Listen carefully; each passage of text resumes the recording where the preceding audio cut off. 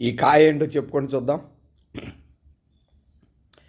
ఈ కాయని మీరు ఎవరైనా గుర్తుపడితే కామెంట్ చేయండి.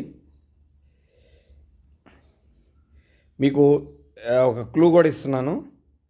ఇది సిట్రాకి సంబంధించిన ఒక కాయ. సిట్రా జాతికి సంబంధించింది.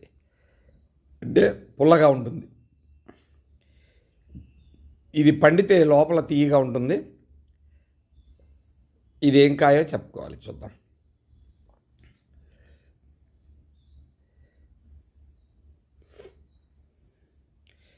ఇది ఈ మధ్య పండించడం మానేశారు. దీంతో పులిహార, తర్వాత పచ్చడి పెట్టుకుంటారు. నిమ్మకాయ పచ్చడి ఎలా పెట్టుకుంటారో అలా పెట్టుకుంటారు దీన్ని కూడా. దీన్ని ఏం కాయో చెప్పుకోవాలి. మీకు ఇది పజిల్ అనమాట. ఏమండి, దబ్బకాయ. ఈ దబ్బకాయ చాలా పులుపు ఎక్కువ, మెడిసినల్ వాల్యూ ఎక్కువ. మెడిసిన్స్లోకి దీని ఎసెన్స్ని వాడతారు. చూసారా ఎంతలో కాయ, చాలా పెద్ద కాయ. ఇది నేను ఈరోజు మా ఫ్రెండ్ వాళ్ళ ఇంటికి వెళ్ళాను. ఆ కాలనీలో వాళ్ళకి ఎప్పుడో నేను ఈ మొక్కని కొనుక్కొచ్చి ఇచ్చాను. ఎందుకంటే అప్పుడు నాకు స్థలం లేదు ఇంటికి.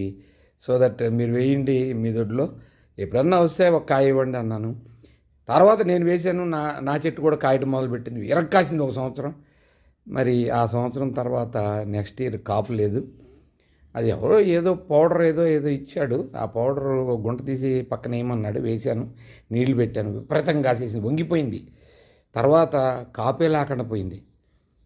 తర్వాత ఎండాకాలంలో ఒక 2 months నేను దాని సాయిల్ చూడలేదు, పాపం నీళ్ళు లేక చనిపోయింది.